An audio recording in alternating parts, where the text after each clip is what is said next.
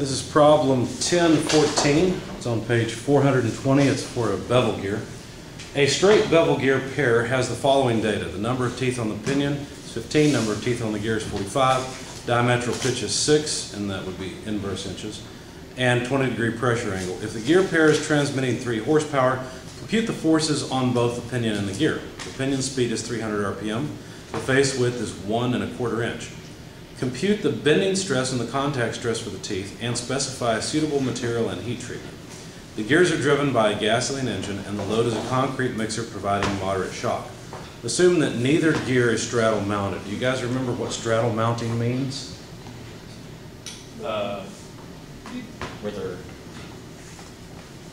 Remember the shaft goes through the gear. Yeah. And the shaft has bearings on either side. The bearings straddle. Okay, the gear. yeah. Okay, that's straddle mounted. Okay. All right. 1014. Like I said, this is a long problem, so we're going to go through it fairly quickly so we can get through both this and the next one. So I'm just going to jot down the information that was given.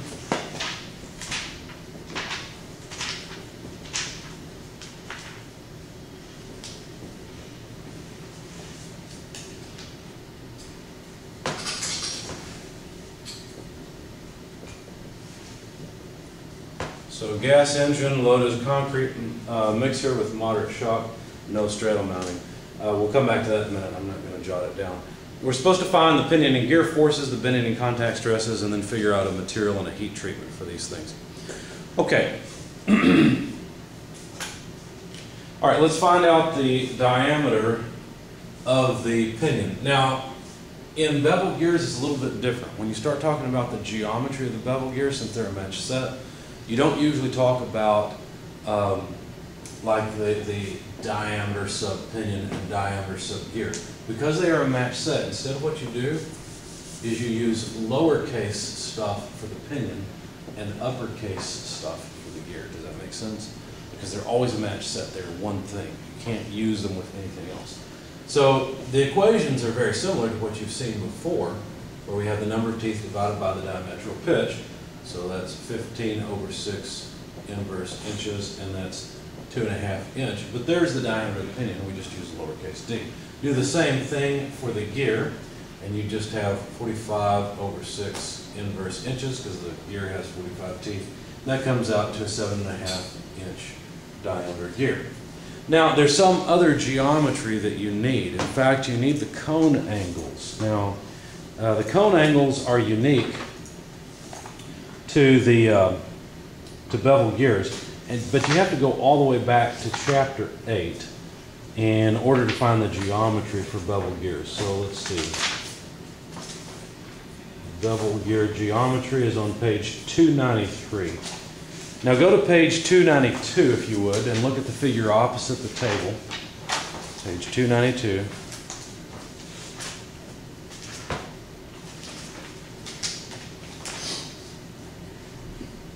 There are two different cones, basically. Look at the lower figure at the bottom of the page. You see the pinion and the gear in cross-section. See how capital gamma is the cone angle, or the half cone angle for the gear? It's that thing that looks like that. That's a capital gamma. Okay, see it? So that's the half cone angle for the gear, and the lowercase gamma is the cone angle for the pinion. Okay. Now I would suggest that you bookmark this page as well, the page 293, because that table 8-8 gives you all of the geometry for bevel gears. Which one's the lowercase? Which one's the lowercase? The lowercase one is the one that looks like this. Oh, okay. Oh, okay. I was looking for just a smaller. Yeah, that's what I was looking for too. Oh, I see.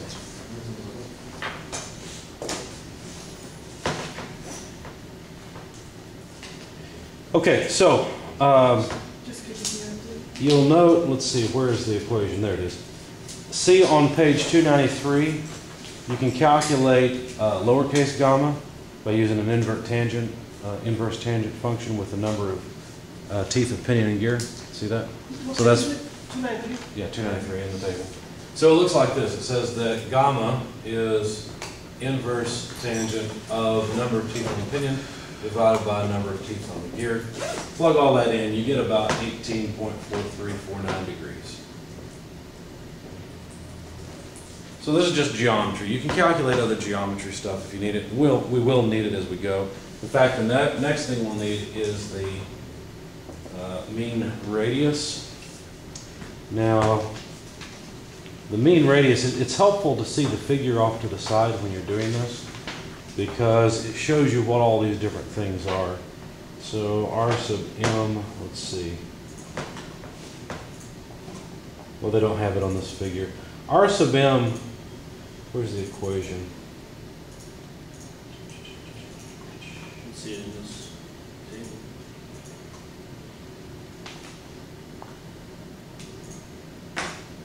Where did they put it? R sub m is supposed to be the mean radius in the pinion. When it's lowercase, when it's uppercase R sub m, then we're talking about the mean radius, and really we're talking about the pitch point.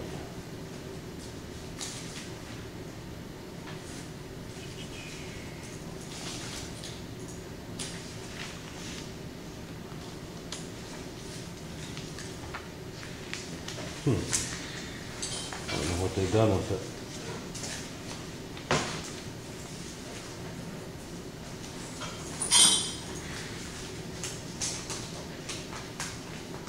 Is it up there at the top, Top of where? the table? The M equals, No, that's metric module oh, for metric gears.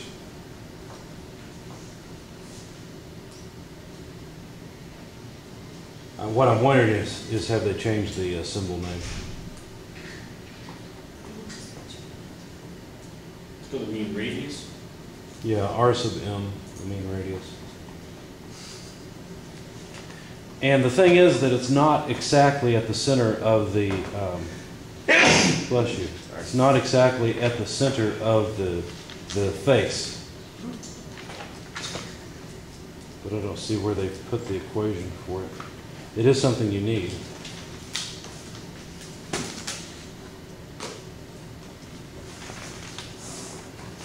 It's all helical gear stuff. And then into worm gearing.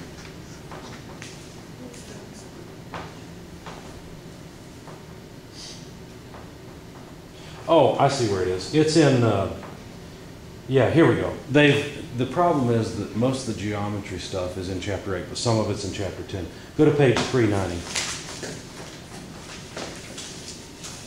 That's confusing. I know it's confusing. I wish it was spur gears, helical gears, worm gears, bevel gears, but it's not. So page 390, what you might want to do, equation 10-11, you may want to copy that back to page, what was that, 293? Because you're going to use it with bevel gears. It's just an equation for bevel gears. And anything else you see here that is good for bevel gears, you may want to copy back to that table so that you've got it all in one place.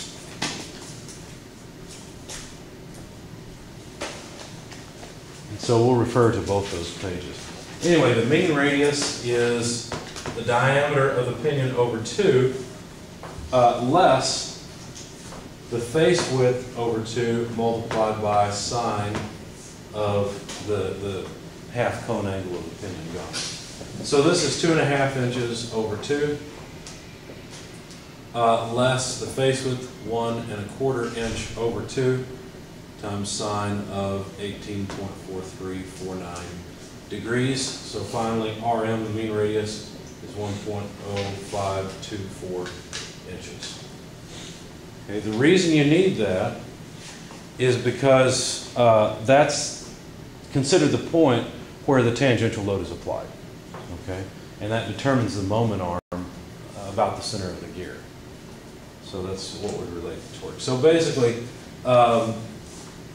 the amount of torque on the gear would be 63. You could do 63,025 or 63,000. It's not that much of a difference.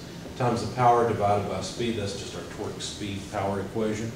And what units should I plug in for the power and the speed if I want to get out torque in inch-pounds force? Power should be in. Horsepower. Good. Horsepower. horsepower. Speed in RPM. That's right. This is the conversion factor that when we put in horsepower and RPM, we get out inch-pounds force. Yeah. Okay, not foot-pounds force, but inch-pounds force. Yeah. So let's see, 3 horsepower, speed was 300 RPM, and so this would be the torque on the pinion, and it is 630 inch-pounds force. It's not bad. Sorry? That's not bad. It's a Yeah. decent amount of torque. Yeah. Divided by 12, have it Yeah. foot-pounds, you'll have a better feel. Yeah. Okay, the tangential load on the pinion now we can calculate. Now this is where we really needed the mean radius, because it would just be the torque of the pinion divided by the mean radius. Because remember, basically the mean radius is where that force is applied to generate the torque. Does that make sense? I hope it makes sense. All right, so let's see, 630 inch-pounds force divided by the mean radius of 1.0524 inches, that's 409, gives us about 598.656 pounds force. So about 600 pounds is what's being applied to the teeth. Now the tangential load on the pinion is the same as the tangential load on the gear. It's hard to write down that low, so that doesn't look like a very good G. And that equation is on page 391. Look at page 391 in the figure. You see those three equations that relate the axial, the radial, and the tangential loads between the gears and the pinion? Notice it's only the tangential load that's the same, the other two cross. So axial is radial and radial is axial. See what I'm saying? So you may want to copy those equations also back to page 293 where all the geometry's at. That way you can get all the bevel gear stuff together. Okay. The next thing to do is to get the radial load and the axial load. Now I'm going to erase some of this stuff, but I'll refer back to it later so we end up needing it. Okay? So let's start at the beginning here again.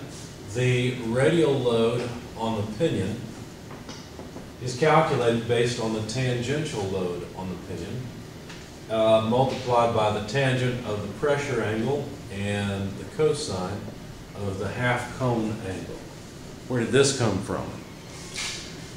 Well, these are equations 1012 and 1013. If you look on page 391 and 390 and 391, equation 1012 is the one that I've just written down. Okay? So it just depends on the pressure angle of the teeth and the cone angle, but that's what determines the radial load. Anyway, I'm not going to plug in everything. Of course, phi is 20 degrees, gamma is 18.4349 degrees. Tangential load on the pinion we just calculated at about 600 pounds. Plug all of it into your calculator and you'll get, let's see, radial load on the pinion, 206.711 pounds force. And we can also calculate the axial load, bless you, on the gear, because the axial load on the gear is equal to the radial load of the pinion, right? So that's the same thing.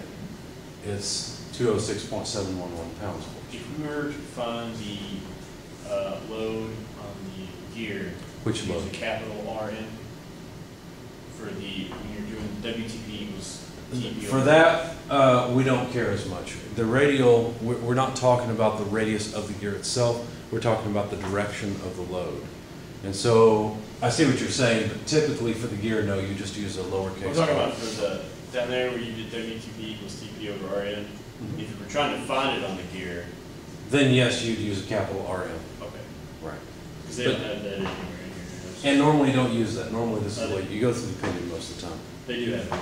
Oh, they do have it? Yeah, okay. Okay, well, most of the time you go through the pinion anyway. Okay. Where is the equation? I don't think I've ever used it.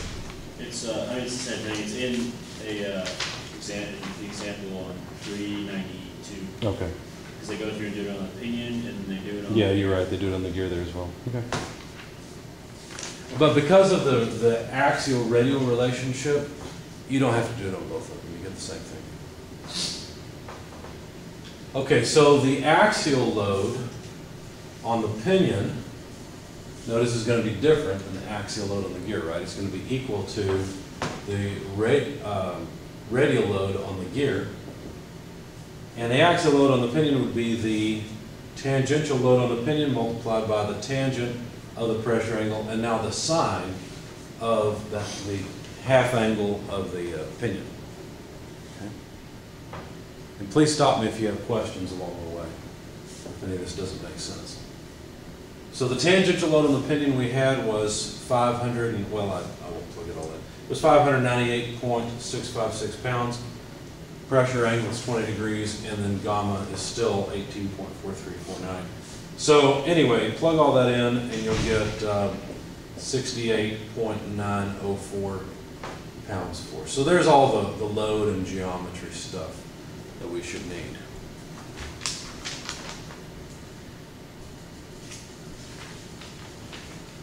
Now let me see if they've kept this equation the same. I don't think that the bevel gears or worm gears changed significantly with the new standard, but I'm not certain about that, so let me double check this.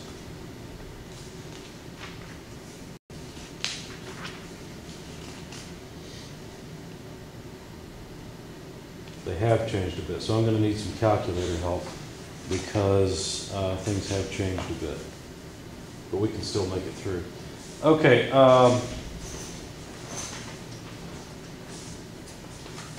so the solution that I worked out uses the old standard, so I'm going to modify it on the fly. So what I have here in the video will be a little bit different than what we have in the sheets, okay, because I've got the example sheets posted as well. So they will be a little bit different. Anyway, now the loading is, or the bending stress estimate is calculated based on this equation. All they did is they moved the velocity factor up to the numerator. Okay. And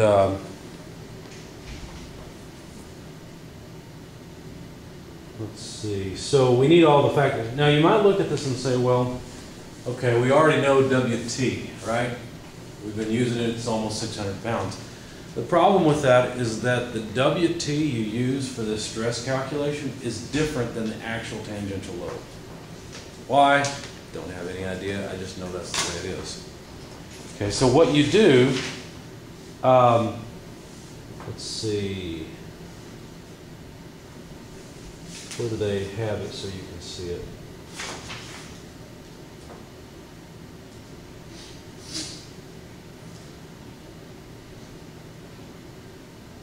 Yeah, look on page 397, please. Look at the right-hand column.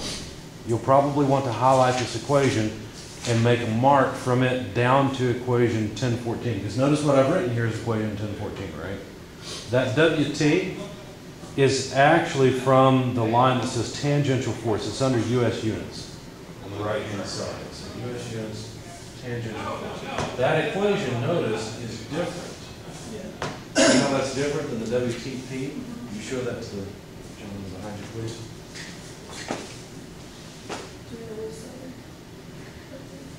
Yeah. That WT calculation is a little bit different from what we had a minute ago, because what we had a minute ago included the modified radius. Remember we had the mean radius that had a small subtraction term that involved the face width? Okay, so this one, you just use the straightforward WT equals, how do they have it here?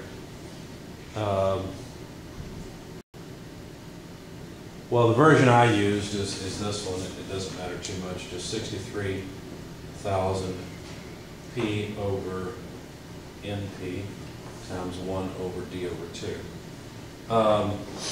Isn't that was the, say, torque? Well, let me figure out what I did here, because yeah, basically I used the equation that I pointed out, but I included that conversion factor of 63,000 in order to make the units come out the way I wanted them to. Because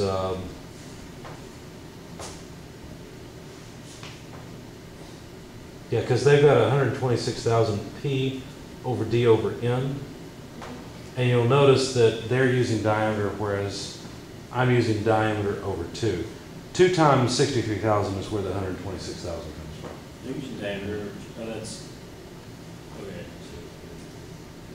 Well, and the other thing that can be a little bit confusing here is that I'm using the diameter of the pinion with the speed of the pinion. They've got a capital D for the diameter of the gear, and that means that that N they've got would be the speed of the gear.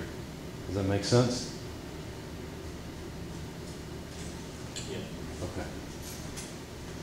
It's the same thing as what they've got, it just looks a little different. They only did the 126,000 because it's, Well, put this 2 with the 63,000, you'll have it. It's the same thing. Okay, so anyway, this comes out to 504 pounds-force. Notice that's significantly less than the 600. That's about 100 pounds off from what it was before. But that's the number that goes in here. So this equation, what I'm saying is, in your book, you should probably make a line from that equation line to that parameter in equation 1014. Okay. All right, so let's see. We've got, now we've got that. The diametral pitch was given the face width. How about the geometry factor? Well, the geometry factors seem to become crazier and crazier as we go into different types of gearing. Go to page 399.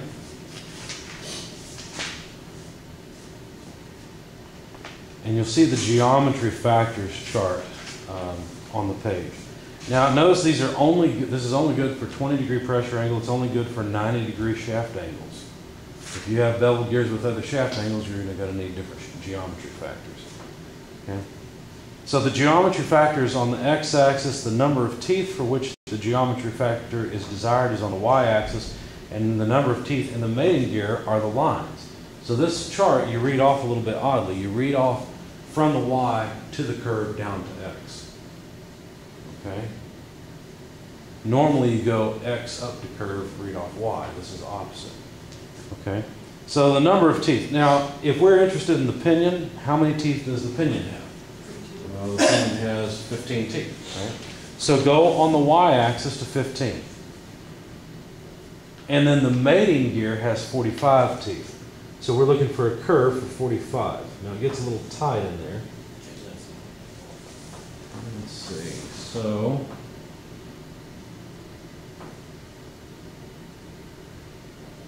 right at 0.235. I'm reading off 2 to make sure I've got this fairly well.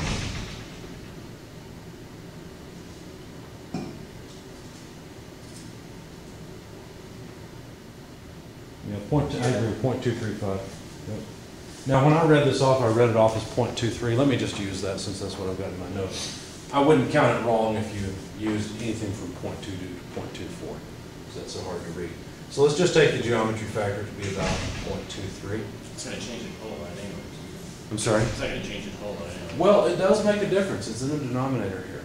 And so it does have an effect on this.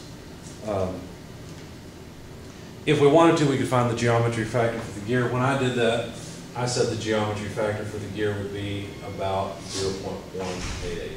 I don't know why I took 2 decimal places with one of them and 3 with the other, but usually we're not terribly interested in this one. Okay, now for the velocity factor, and I believe that's the thing that has changed the most. So since it's in the, go ahead. For the JG over there, Uh-huh. how do you get that again? Okay. You used We, the number. yeah. So we're going to go to 45 now, so Yeah. we're interested in Oh, gear okay. 45, then go over to 15 and read it off. Okay. Good question. Anything else before we go on? Okay, the velocity factor, let's try to get that one next. And in the text, where is it? Load factor, size, alignment. Dynamic factor. Use the same chart shown for spur gears in figure 9-20 based on the quality system defined in AGMA standards, yada yada, in which the quality numbers A11 to A4 are used. Okay, so basically we're just going to go back to chapter 9 and look for the velocity factor chart they had for spur gears and use that. So that would be, where is it? There we go, page 341.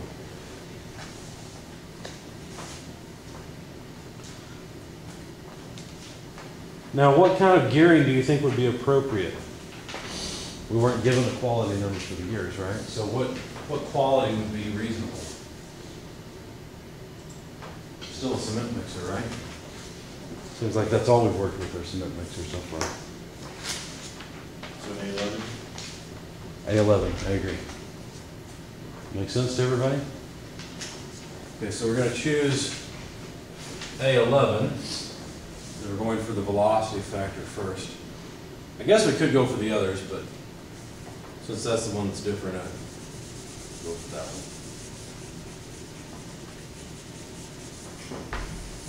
one. Okay, so let me move that up here. So if we're going for the velocity factor, we've chosen A11 quality teeth. And now we need to calculate B and calculate C. We've done this several times.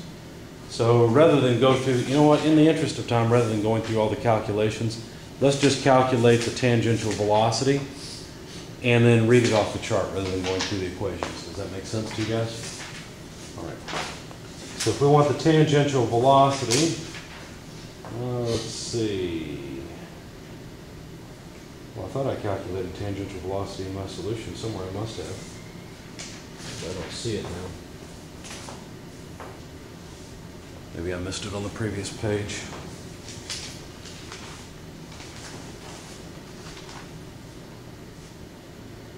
Is it not the same as doing it with the other gears? The problem is the tangential velocity increases as you move out on the face of the tooth. And what I'm concerned about is that I believe we should use the mean radius that we calculated earlier, but I want to verify that that's what they're using. And so what I really need to do is go back to the bevel gear section and see if they've specified how to calculate the tangent. Here we go. Yeah. Okay, page 397. Just above that tangential force equation, they've got the pitch line speed equation, and it is exactly like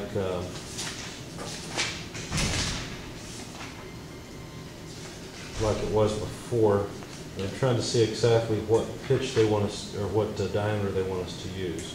They use the big D there, wouldn't that be, if we did it with the gear and the tangential force one?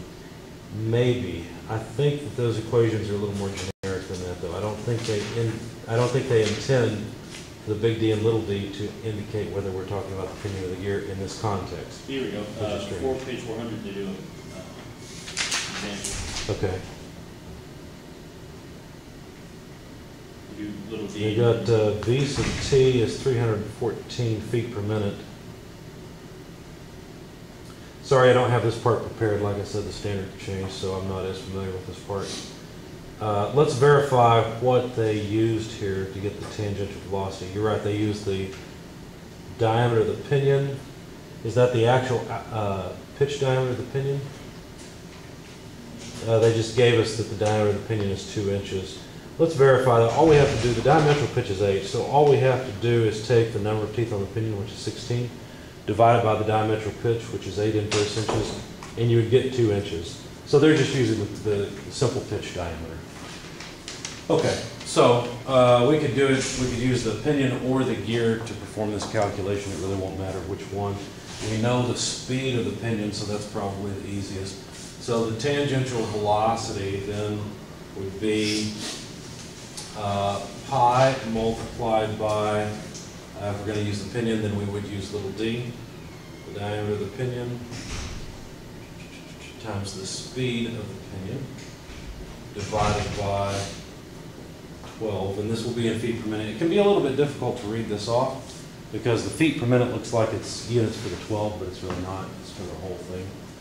So let's see, pi, the diameter, we had that earlier and I think I've erased it. 2.5, thanks. 2.5 inches, and then the speed of the pinion, 300 RPM.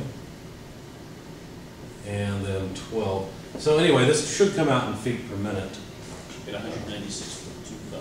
Thank you. 196.25 feet per minute. Now let's take that and go back to the velocity factor chart on page 341. Rats, if we just use that, it's not going to be very accurate at all. because that's going to be way on the left-hand side. Looks like we probably should use the equations, so that'll take us a little bit more time, but that's okay. It's just gonna be really close to 1, isn't it? I don't think it's going to be close to 1. I think it's going to be closer to 1.2. Maybe 1.1, 1.2. I'm not sure Oh, which. okay. Okay, but let's go through the equations and find out. It won't take us too long.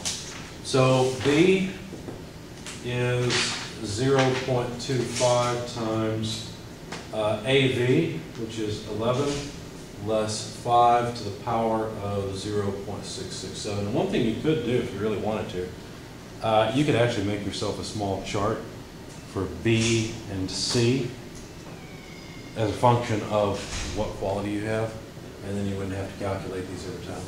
So, yeah, just plug it in. You could even make a small spreadsheet to make your life really easy here. But let's see what we get. So 6 to the power of, because 11 minus 5 is 6, 0.667 multiplied by 0.25 gives us 0.826 or so. And let's see. Then if we calculate C, I'm not going to write it on the board. We've done this several times. You just take 1 minus B multiplied by 56 and add 50 to it. Yeah, 59.52. I got 59.745. I used 0.83 for my. I see. I didn't round it up, so Alright. that's the difference. Yeah, that's not gonna make a huge difference though. I don't know. Let's find out. You go continue with that, and I'll try this way. I don't think it's going to make a big difference. So the velocity factor KV, we'll have to use, well, you see it there. It's on page 340. You should be looking at it. So I've got C. I'm going to divide, let's see, let's take answer divided by quantity, answer, plus the velocity, which was 196.25, and that needs to be raised to the power of a half.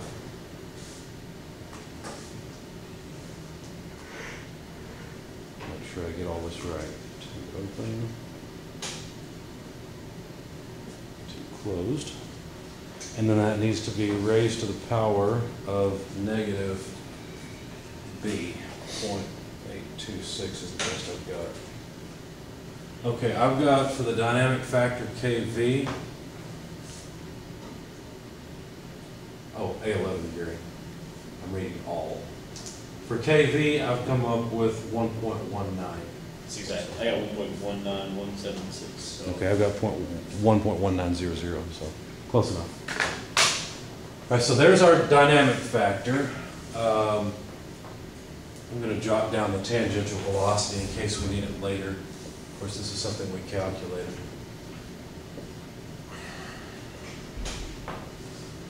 Okay, so let's see, what have we accomplished so far? We've got KV, we've got this part. Let me get rid of some of this. Let's just start plugging it in as we find it. So 504 pounds force. Diametral pitch was 6 inverse inches. Face width of the gears, 1 1/4 inches. Geometry factor, I'm going to go for the pinion because that's the critical one, so 0.23 is the geometry factor that we need. And then KV, I'm going to go ahead and move KV down here, 1.19, and then we'll continue with the overload factor, size factor, and alignment factor, okay? All right. Let's see.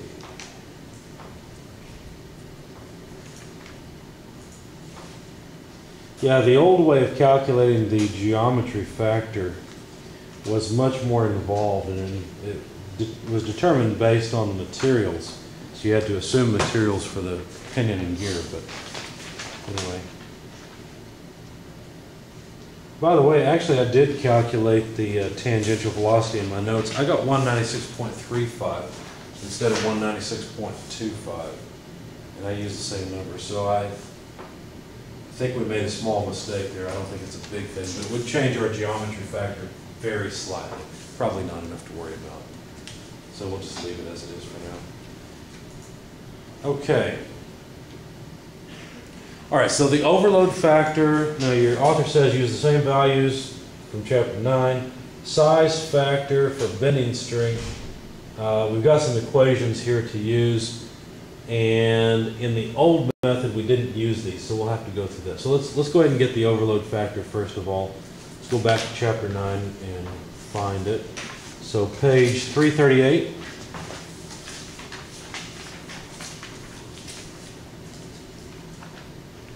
And remember that this is a system that's being driven by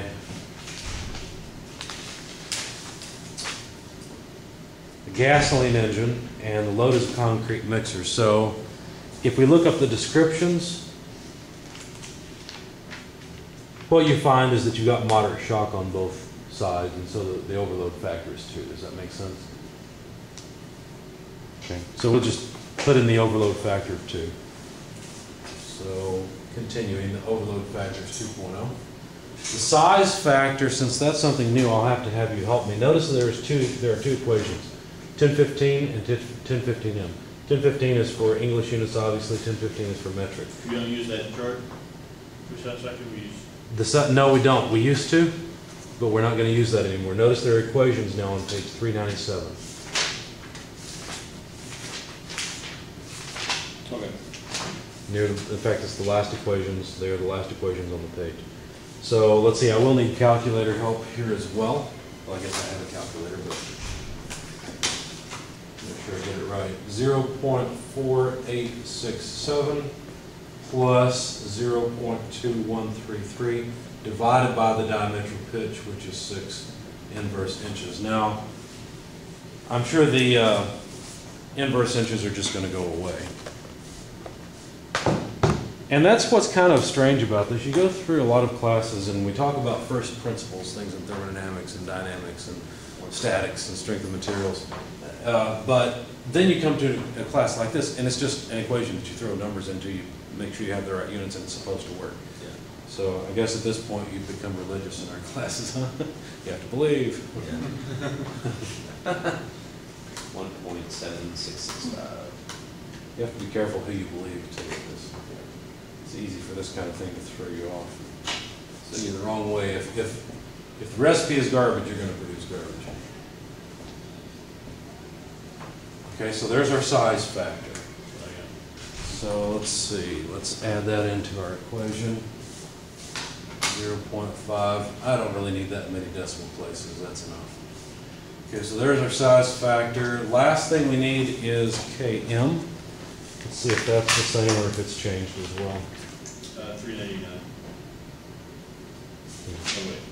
Well, I think probably should be 398. Looks like there's a chart here, and then you're right, 399 has the equations for the chart, looks like. Okay, now notice the 3 curves. Look at the figure if you would, figure 1014. Notice the 3 curves depend on how the gears are straddle mounted or not, right? So we're on page 398. And in our case, neither of the gears were straddle mounted. So we expect most deflection, right? We expect higher deflections. So we're on the upper curve, and we just have to decide, let's see, we need the face width on the x-axis, and then we can read off the load distribution factor. So let's read it off the chart first, then we'll go through the equations as well and see what we come up with. So let's see, face width was 1¼ inch. Yeah, 1.25. Yeah, 1.25, so that's going to be about there. So it looks to me like we're going to get about 1, 2, 3, 4, 5. That must be 1.26, I think. What do you think? Each one of the minor divisions are 0.02. Yeah, okay, yeah. So 1.26 looks reasonable. Let's find out from the equation what we get. We've got US units, so we'll use equation 1016. And it says that Km is KMB, but KMB is just depending on how the gears are mounted. Since ours are neither straddle mounted, then KMB is 1.25. So plus 0.30s or 2036, face width 1¼ inch squared. Okay, so let's see what we get for our size factor.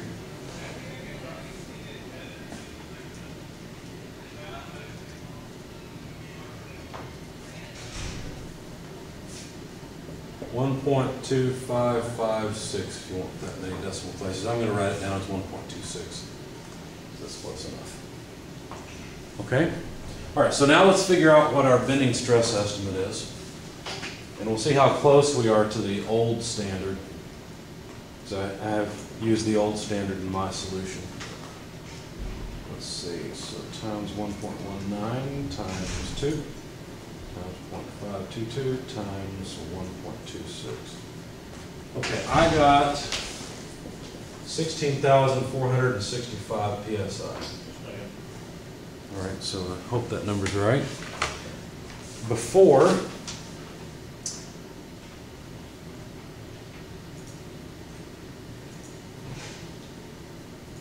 something's different. Before I got 47,606. Let me see what's different. Sorry? What do you mean old standard? The AGMA standard, the American Gear Manufacturers Association, they publish standards periodically that includes most recent best practices. And so basically this book is based on the newest standard that was available at the time. The old book is the old standard, or was based on the old standard. Now I'm concerned because this is different. This is hugely different. 16,000 versus 47,000 is a huge difference. I'm trying to see where the difference is. It's not in this piece because I have these exact numbers. The difference, we've got a 2 here, that's the same. There is a 1.8 in here. Let me see, the velocity factor was 0.79, but it was in the denominator. So I've got to take 1 over 0.7954. When you try to find the KV, you didn't change the tangential velocity to 196.35, you keep it 196.25. I realize that, but I don't think it would make much of a difference. The KV, oh yeah. Yeah, it's in the square root, and so I don't think it's going to make hardly any difference. It looks to me like there's some difference here. The old velocity factor, if I convert it, is 1.26, whereas now it's lower, it's 1.19. But I think the biggest difference is probably this size factor, because that basically cuts it in half. In the old standard, that size factor was 1. And now that the size factor is less than 1, that's huge, because 16,000, you double it, and you're getting pretty close to the 40 whatever that I've got. So that looks like the biggest change. Let's make sure that we got that right.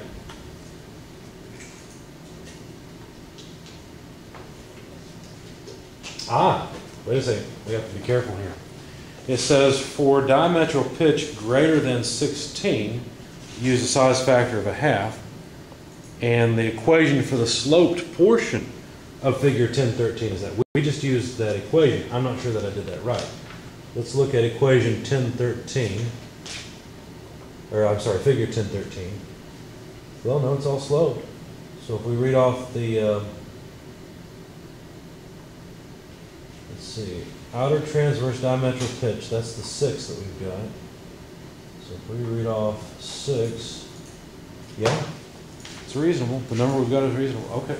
Well, I guess the size factor, I guess what that means is the old standard way over designed gears. Is that crazy to think? They were like, oh no, we don't need that much. No, I mean the whole point of engineering is not let's just throw more metal at it and make it bigger. Right? Yeah. It's let's use the amount we need, and yet have it perform the way we want it to perform. And you know, consumers look at that and don't like it because that means their stuff doesn't last forever anymore. Well, if you want something that lasts forever, you have to pay for something that lasts forever. You know. So it looks like this is a place where you could end up saving some money in your gear design. And that's the reason you buy standards, is because you're looking for the best practices. How do you do things the most efficiently possible? And really it's about efficiency, less than about, you know, under-designing something. So, okay. Well, that's a pretty large difference. For the gear, of course, the only thing you do is you change the geometry factor. And the stress in the gear, well, wait a second. The stress in the gear is more important, isn't it? Because the geometry factor for the gear was actually a lower number. It was 0.188. So we need to calculate that. So STG we can calculate pretty easily. It would be equal to STP multiplied by the geometry factor for the pinion and divided by the geometry factor for the gear. So that would be 16,465 PSI multiplied by 0.23. And you remember the number for the gear was 0.188. So let's plug that into our calculators and see what we get now. 20,000. 20,000? Pardon? 20,143. Okay, so there's the bending stress in the pinion and the gear. Okay. So it looks like the gear is critical in this one. Do you have the gear for that one? Yeah, I had 58,000, so it was higher than the 47,000. Yep. Okay, so there's our bending stress estimate, but remember that's not all there is to it, right? Because we really want to modify the material properties that we read off once we select a material, because we may want higher reliability or different number of cycles. Okay? And so what we do though is we take the modifying factors for the material and we apply them to the stress estimate. Remember that? Here, I'll show you. We have to go through it anyway, so I'll show you what I have to say. Okay, we still have enough time, so we're doing okay. Basically what we do is instead of calculating a modified material property, we say let's not do that. We say let's just read off the material property, make sure it's larger than the bending stress multiplied by the various factors for the material. Because really these are all material things, okay? And they really belong with SAT, but it's inconvenient to read off multiple values of materials. It's much better to modify the bending stress and then go find a material that can meet it. Okay? So basically what we want to do is find these factors. I'm going to assume the reliability factor is 1 and the safety factor is 1 because we've taken a lot into account. I don't know that we need more than 99% reliability. And you'll notice we've done this several times, so this will become familiar eventually if it's not right now. So we need the number of cycles on the gear, or the pinion, either one. Hopefully you recognize this where we're calculating the number of cycles based on the hours of life. I'm going to take the life to be 20,000 hours. That's sort of a common default. Now, your cars are not designed to last 20,000 hours, by the way. They're designed to last a couple thousand hours, and that's it. That may be surprising, but if you stop and calculate how much time you spend in your car, it's not that much. Speed you travel. It doesn't matter what speed you're traveling. It's just how long are you driving your car? Well, I'm just thinking about like semis and stuff that sort of Yeah, semis have to be designed to last a whole lot longer. Absolutely. Just like commercial stuff, like machines that are going to run 24/7 in a manufacturing environment, they have to be made to operate. And think about the machines at Holiday World, for example. When summer's coming on, we're going to go to amusement parks. They have to operate continuously. and they've just been around for 70 years now. Which, This year's just their 70-year anniversary. who? Hollywood. Oh, is it? Yeah. Oh, okay. Neat. So, sorry. No, that's fine. That's interesting. Yeah. I wonder, I doubt there's any rides in their 70 years. I wonder what the average life is of an amusement park ride. Yeah, or what's the average life of like a chain on one of their roller coasters. Sure, yeah. Yeah, how often do they have to perform maintenance? We may not want to know those things. I probably hope it's a daily, like beginning, middle, and end of the shift. Okay, so how about the speed? Well, let's go for the pinion, 300 RPM. And even though the stress in the pinion is lower than the stress in the gear, usually the pinion is still going to be critical because it sees so many more cycles than the gear. So that still makes a big difference and leads us toward analyzing the pinion. But the speed of the gear, if we wanted that, we could take the number of teeth on the pinion divided by the number of teeth on the gear times the speed of the pinion and calculate that the speed of the gear is 100 RPM. Now that shouldn't really be a surprise because it's just a 3-to-1 ratio.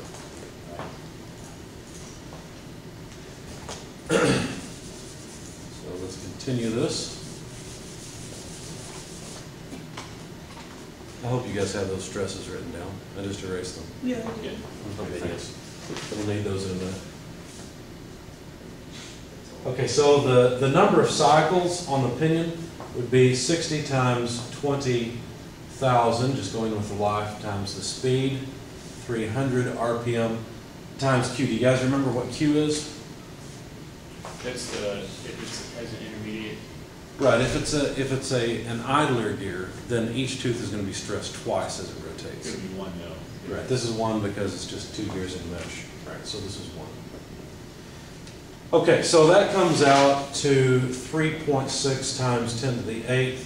If you do the same thing for the number of cycles on the gear, you find it's 1.2 times 10 to the 8th, which again is not a surprise, it's a 3-to-1 ratio. So now if you figure out the number, or the cycle factor for bending, you'll notice, let's see, in their text.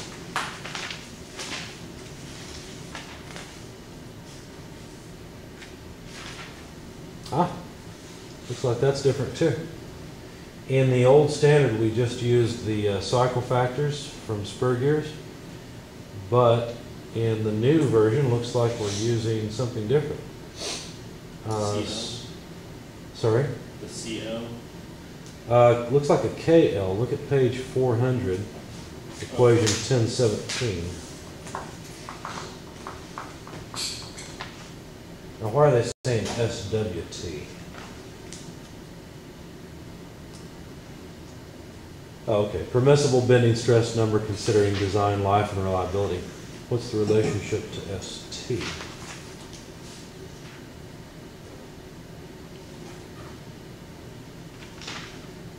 They don't seem to make a distinction.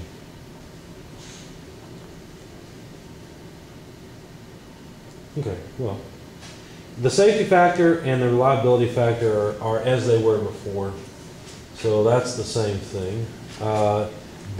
This is interesting. Look at page 401. I have not seen this before. Look at table 10-3. Page 401, 10-3. Notice the reliability factors, KR, is the same as they were before, but they have a different reliability factor for contact. So see how they have that CR instead? Now we're still talking bending here, so we'll still need KR, and it's still 1. And it looks like CR would be 1 as well, as long as we can accept 1 failure out of 100.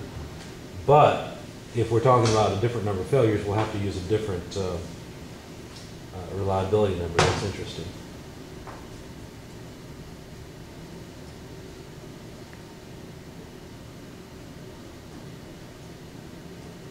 I see. Okay. It looks like that this figure 1016, look on page 400, look at the stress cycle factor. And it looks like that the equation off to the right, that last slope section, is exactly the same as the equations in the chart back in chapter 9. Go to page 347, please.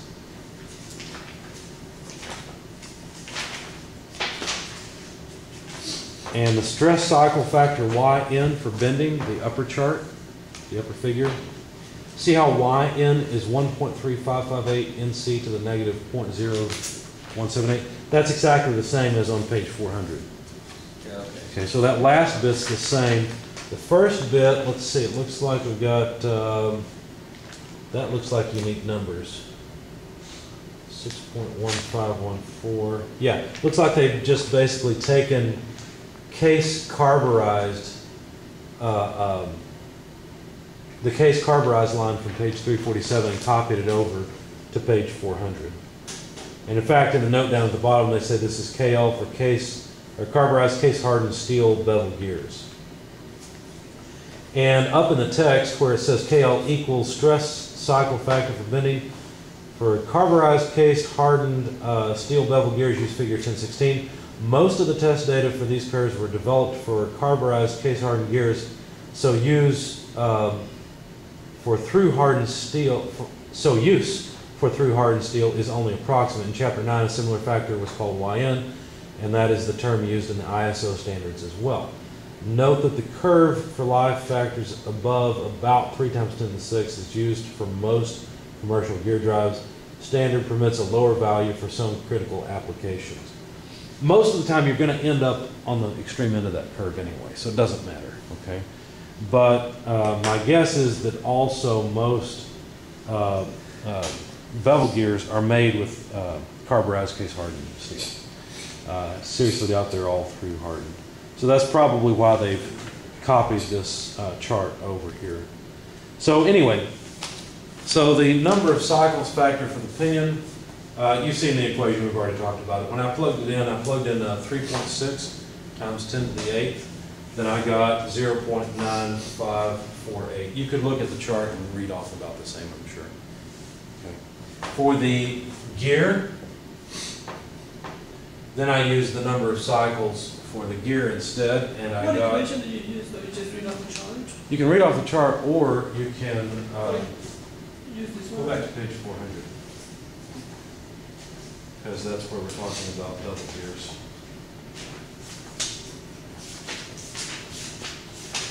And what you'll notice is that we're on this curve because it goes through cycles. Okay. You'll notice this. All right, before we ran out of video time, we were working on the cycle factor, and a student pointed out that this is really called K sub L instead of Y sub N. And you'll notice in the ISO standard, your author mentions that it's still used, Y sub N is still used in the ISO standard, but you're correct, since we're not dealing with ISO, we're dealing with AGMA. It should be K sub L. So it's the life factor, basically, based on the number of cycles of life. Okay, so if we do the same thing for the gear, we'll use the number of cycles on the gear, and when I did that, it's the same equation we were just working on. So when I did that, it came out to 0. You know what, for the sake of the video, I'm going to go ahead and put the equation down there. 1.3558 times 1.2 times 10 to the 8th, the power of negative 0.0178. That's just the equation from the chart, from the figure. It comes out to 0.9736. So the cycle factor for the pinion and the gear are fairly close to each other. So now we should be able to calculate the allowable stresses that we need for both the pinion and the gear. So let's see. So SAT for the pinion should be greater than ST for the pinion times 1 times 1. Remember, our reliability and safety factors are 1.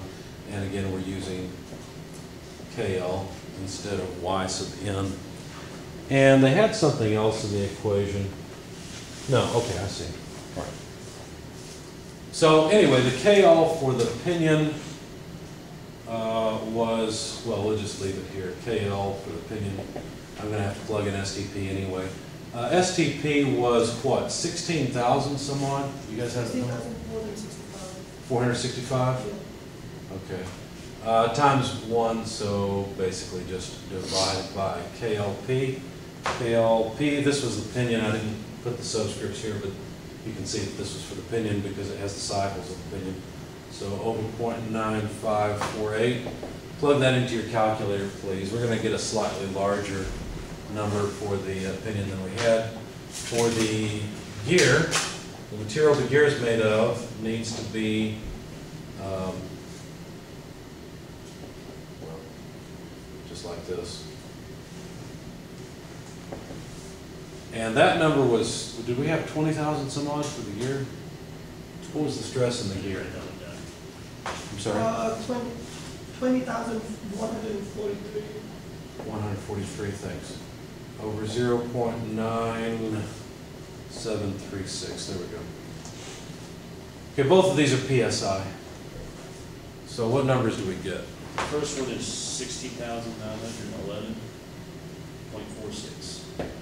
That's not that accurate. In fact, I'd call this 17 KSI and be done. The next one, 3 over 0.9736.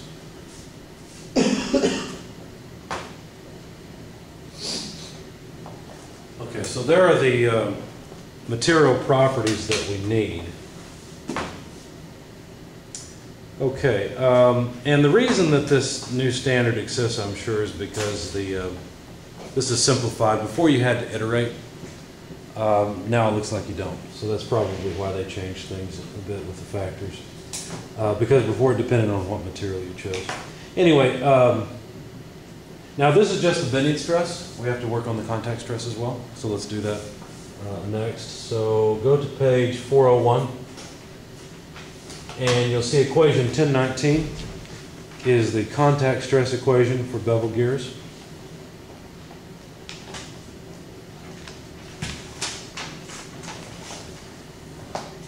So let's just put some notes off to the side. We know that, I'll get rid of the 1014 note. So we need some space. For the pinion, we need 17 KSI or so. For the gear, we need 21 KSI or so. Make sense? That's basically what we've got so far. Okay, so let's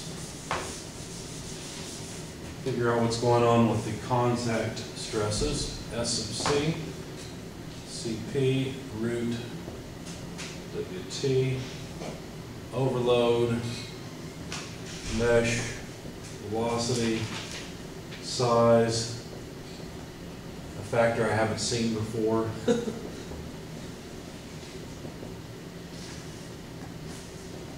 Find out what it is in a minute. Okay, so there's our equation for the contact stress number. Do they kind of bounce around back and forth between using capital D and lowercase d? What are you talking about? For the F times dP, is that diameter of the pinion? Good question. Let's see. That is the diameter of the pinion.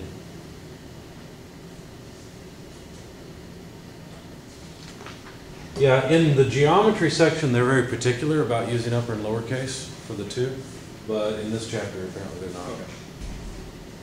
Okay, so let's see. CP should be the material factor that we saw before. Now, this is fairly different from what they had in the past. So basically, my notes are not going to help us very much. Imagine the geometry factor I is about the same, but let's see. Now, WT, the load, the tangential load, we had that before. That was 504 pounds. And remember, we're not going to use the almost 600-pound tangential load that we calculated. So this is the same story. Imagine the overload factor, and several of these will end up being the same, but let's find out. Okay, note that this equation, talking about this one, is used for both the pinion and the gear because the basic contact stress is equal on each. In other words, when you have two teeth in mesh, the load between them are equal and opposite, so that makes sense. Do not use the pitch diameter of the gear in this equation. So we definitely want to use the pitch diameter of the gear here, of the pinion here, excuse me. Okay, all variables in this equation have been discussed in regard to bending stress numbers except for I, C sub P, CS, and C sub XC. So basically, we've already got this, and, well, not that. Okay, so CP, CP, the elastic coefficient, depends on the modulus of elasticity and Poisson's ratio for the materials. Use the values from Chapter 9, Table 9-10. Let's go back and look at that. Chapter 9, Table 9-10.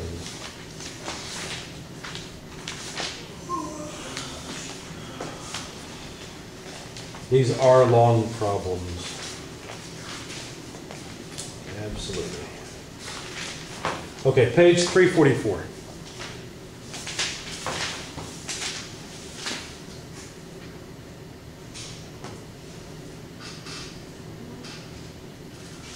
Okay, now let's just say we're going to use carburized case hardened gears, okay, because we've already assumed that in the cycle factor, basically.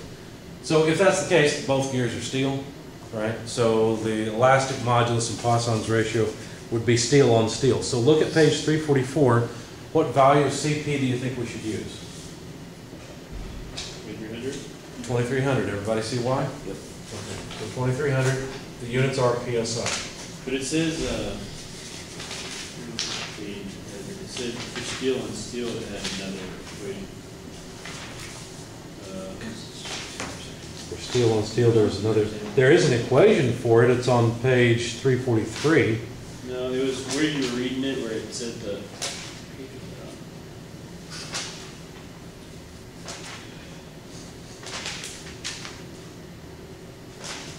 Can't find the page where you're reading about the C, here it is.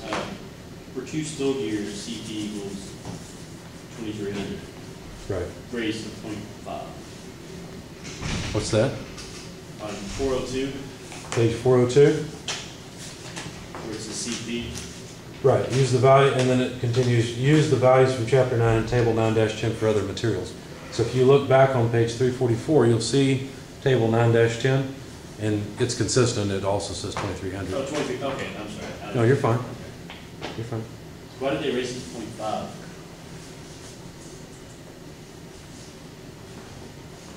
Am I reading? Oh, I'm messed up here. C is square root of PSI. It's the PSI that's raised to the half power. Because you're going to get, here you're going to get pounds force. The face width and the diameter are both going to be in inches, so you'll have inches squared. So you've got square root of pounds force per inch squared. And so CP has to have units of square root of PSI. That way you get PSI overall. All right. So there's our, but a lot of times in this class, this is one of the few classes with me that you get to fudge the units, right? Finally, assist class where we don't have to worry about units so much. Well, you do, you just have to make sure you use the right ones. Okay, so we've taken care of WT, we've taken care of CP. Now, they said the overload factor is the same as before, so that was 2. The KM factor, do you guys have that written down? We had to use that in the last equation, and I've unfortunately erased it. 1.2556. Thanks. 1.255, so how about 1.26? I think we even read that off of a chart, didn't we? Okay, so we got that. The velocity factor we had, and it was, that was the 1.19,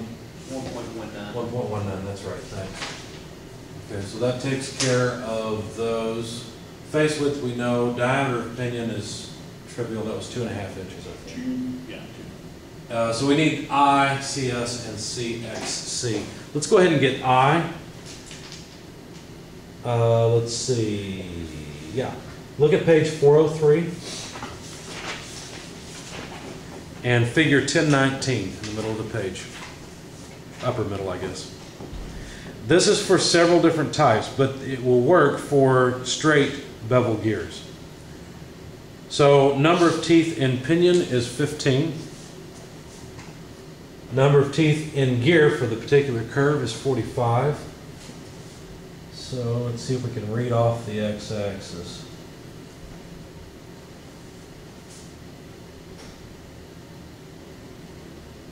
Not terribly easy.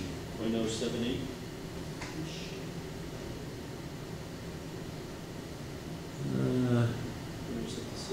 I'm not sure yet. I think you've got a reasonable estimate there. 1, 2. Looks like it crosses nicely at 0.0. yeah, 0.078. I agree. 0.078. Yeah. Looks like it's almost exactly that.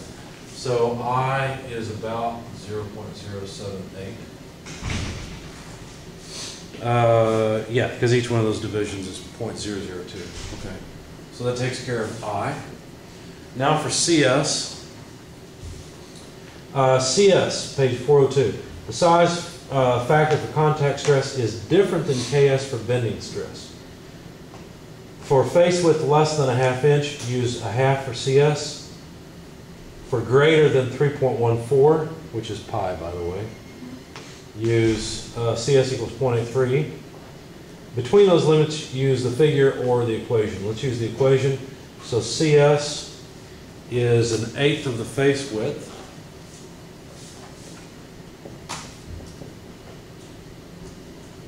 plus 0.4375. Okay. So we'll plug that into our calculators. The face width is 1 1/4 inch, so 1/8 of 1 1/4 plus 0.4375 gives us 0.59375 if we want that many decimal places. I'll probably call that 0.9 or 0.59 and be done with it. Okay, now CXS. The crowning factor for pitting accounts for the contact pattern between mating teeth. This is something that's new. I have not seen this before, so we'll have to go through this in some detail. Typical bevel gear production processes create crowning both along the tooth flank and across the full width of the face. Okay, that makes sense. Do you guys know what they're talking about with crowning? Okay, so they're saying it's not flat. The face is not flat. There's crowning that occurs. Let's see if we can see it. I doubt we can see it. But let's try.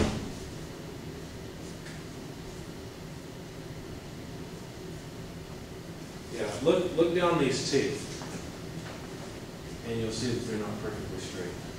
So it's sort of like a crown for a board, right? You know, you have to turn a board with the crown up when you use them to hang a ceiling or something. So it looks like there's a crown on these as well. And the description of that crown is that it creates crowning above, along the tooth flank and the full width of the face. So there's 2 crowns there, so it's almost spherical. This is the preferred approach. However, some bevel gears are not crowned. So they recommend the following factors. So you'd have to know whether or not the gear is crowned in the first place, but... Are you talking about this face? Yes, yeah, that's the flank.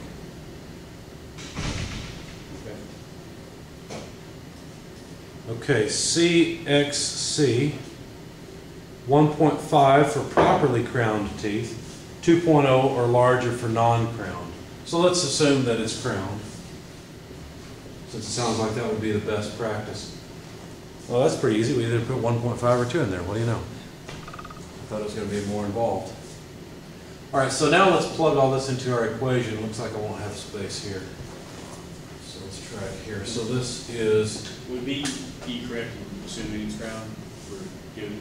I would think so. I would think you'd want decent quality gearing. And if that's something good to do, you'd want it done.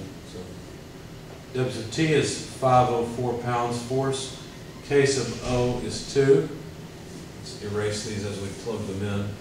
Case of M, 1.26. Velocity factor, 1.19. Size factor, I said I was just going to use 0.59 and round off the rest. So that takes care of the size factor. The crowning factor, 1.5. Face width, 1 1/4 inches. Diameter of pinion, 2.5 inches. Geometry factor, 0.078. Okay. So let's plug all this into our calculators and see what we've got for the contact stress. 504 times 2 times 1.26 times 1.19, 0.59, 1.5.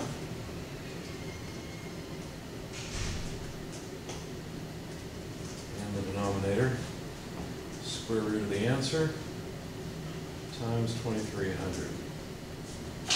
Okay.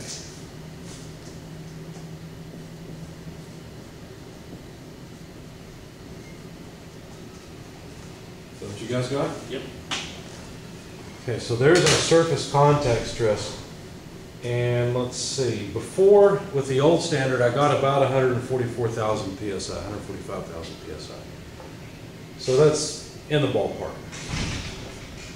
Okay, so now the contact stress is not the only thing. We'll have to select a material. And so what we're going to do, go to page 404 and look at equation 1022.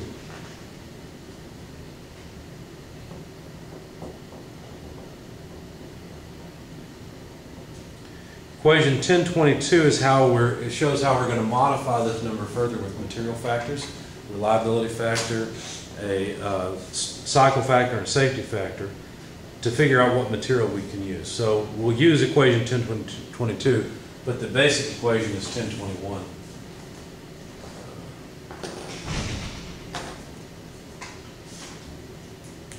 So let's go ahead and plug it in, see what we get. So SAC is SC that we just calculated. Notice it's not SCP or SCG, because they told us to always use the geometry factor and diameter for the pinion. So SC, safety factor, multiplied by reliability factor, divided by CL, which I assume CL is going to be a life factor, yeah. Right below. Yeah, it's right below it in the figure. So we need to know the number of cycles, and we had that before. The number of cycles on the pinion was what, 3.6 times 10 to the 8th? Yep. So It was 0.954. right, but that was the Oh, factor. yeah, The yeah. cycles was 3.6 times 10 to the 8th cycles. Okay, so now let's use that. You see how you could use the equation. Let's just read it off the chart. I don't know about you, but I'm getting kind of tired of this problem. So look at figure 10-20. On the x-axis, you see 10 to the 8th. So the next would be 2 times 10 to the 8th, 3 times 10 to the 8th, 4 times 10 to the 8th. It looks to me like we ought to have about 1.2 or so. 1.1, 1.2. I guess I'm going to give up and use the equation. So the cycle factor, C sub L, 3.4822. Number of cycles to the negative 0.0602. It's not that difficult of an equation, so let's just use it. 3.4822 multiplied by quantity 3.6 times 10 to the 8th in quantity, That doesn't make sense.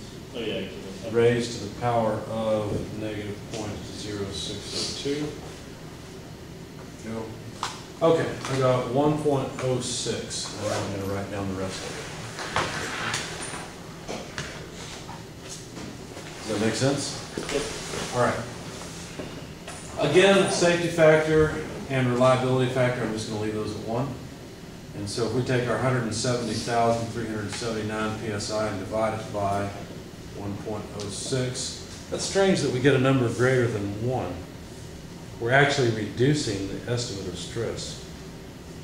It's interesting. Well, anyway, it's what the chart says to do, so that's what we will do. So if we take our 170,000,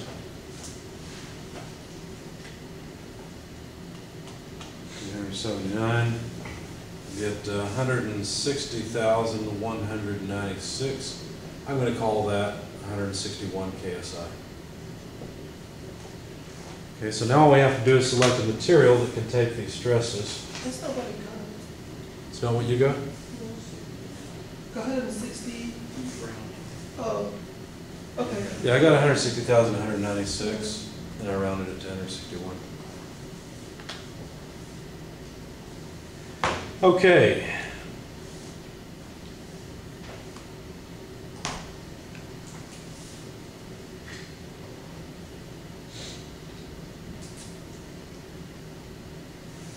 Now let's go back and see if there are any materials that can take this much stress.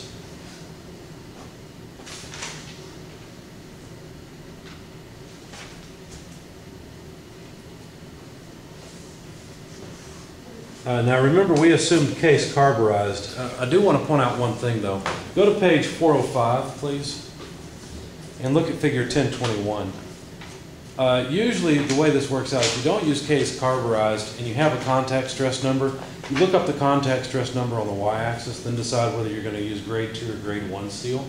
Grade 1's cheaper, by the way. And then you can read off how hard it needs to be. And the higher the contact stress number, the harder the material needs to be. And so, anyway, normally that's the way you go. But since we're talking about case carburized or case hardened, the surface of the material can be a lot stronger than the core. And so, let's see, find it. here we go, properties of carburized steels. So go to page 729, Appendix 5, and you'll notice that there's a difference in the, well, no, these are all core properties. Oh, there we go. They've got the case hardness on the side. All right. So what we have to do is somehow convert this contact stress number to a hardness number, and then we'll be able to check and make sure that both conditions are met. So for example, the stress numbers we had for the gear and the pinion, the highest number was 21 KSI.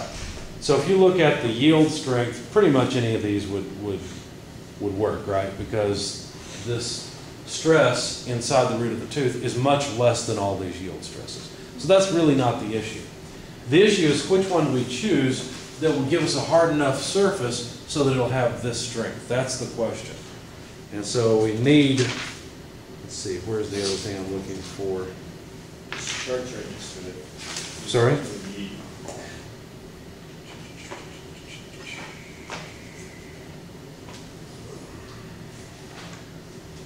Yeah, you're right. Thank you. Okay, so all we have to do is figure out which chart to use, and then we can figure out how hard. Well, these aren't case carburized though. That's just heat treatment. Yeah. We're looking for case carburized properties.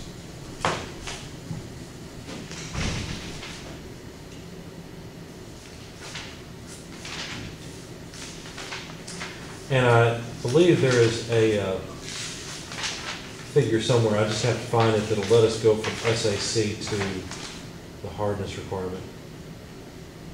In fact, maybe I wasn't thinking right, and maybe that's, no, this is for through hardened steel gears, so that's not it.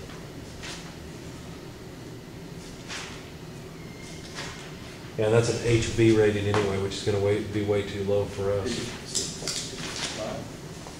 There is a case carburized.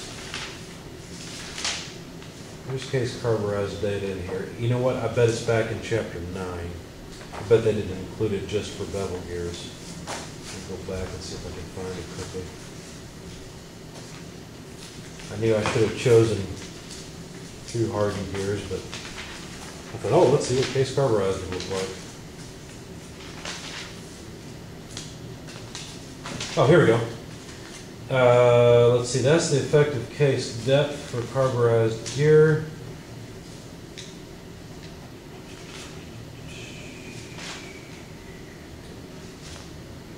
But that's not the chart I'm looking for.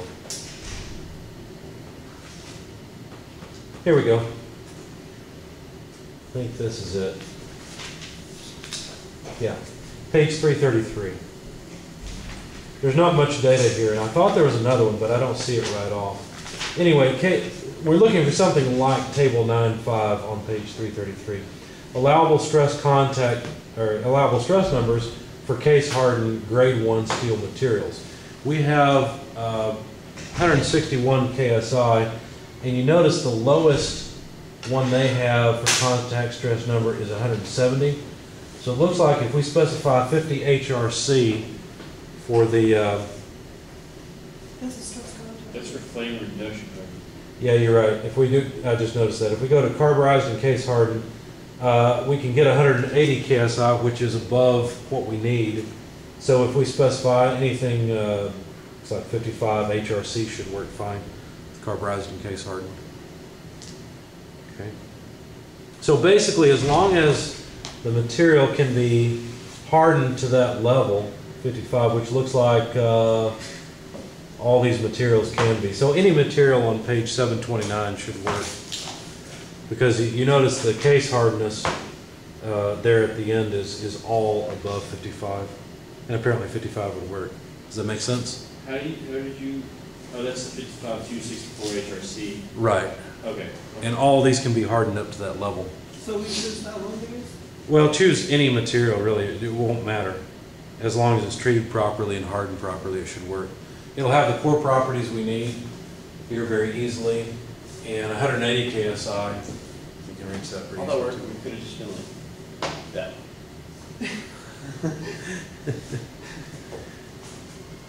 Okay, any questions? Now, what if we had come up with say we wanted to use through hardened gears instead of case hardening? You're not gonna reach this level, especially with through hardened gears. So what could you do to decrease the contact stress? Bigger gears. Bigger gears, right, you have to make the gears bigger. And that would decrease W sub T, which would then reduce the load. All right, finally. We'll do another one?